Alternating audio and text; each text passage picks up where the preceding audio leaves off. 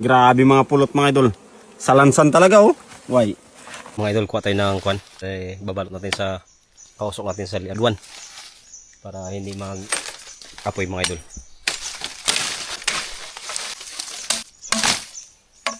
Meron na tayong bunot na pinag-himay-himay natin.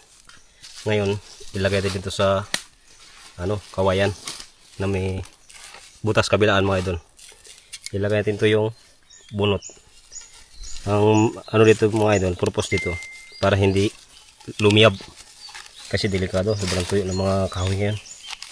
Baka lumiyab.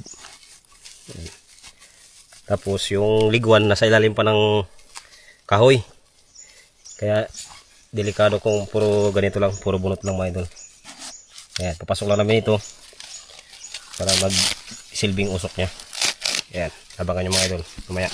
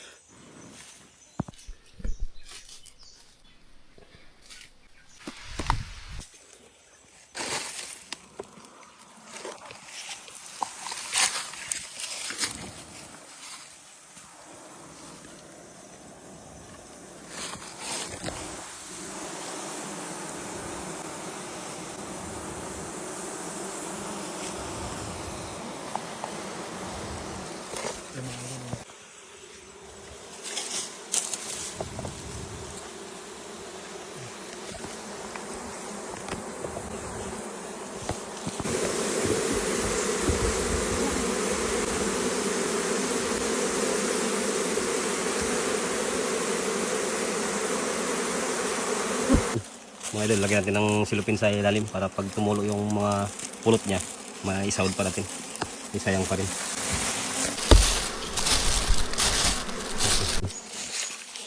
Bawasan natin ito mga idol para hindi mahirap magkuha ng hani.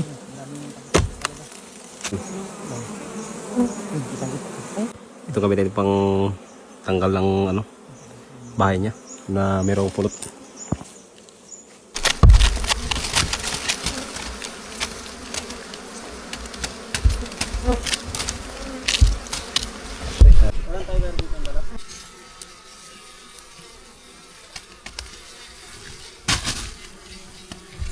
Masatibay pa yan sa iPhone na bibin ko.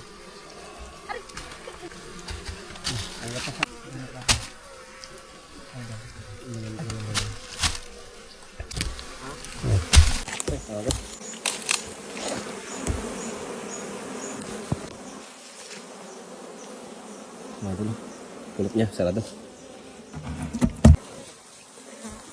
Mga idol, lukot kasi po yung mga idol. Sa akin yung queen? Wag man eh. Dami. Ayan mga idol, grabe.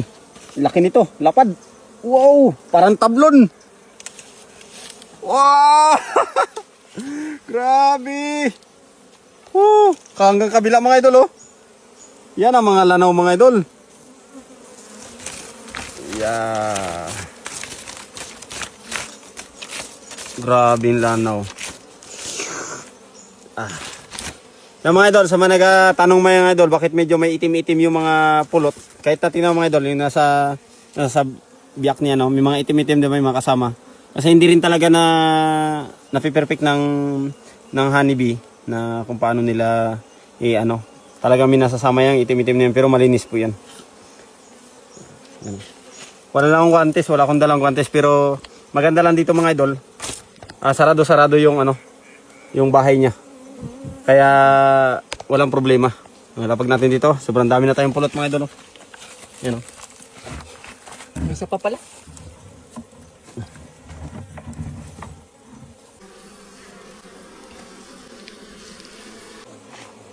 Ayan mga idol oh. Paldo.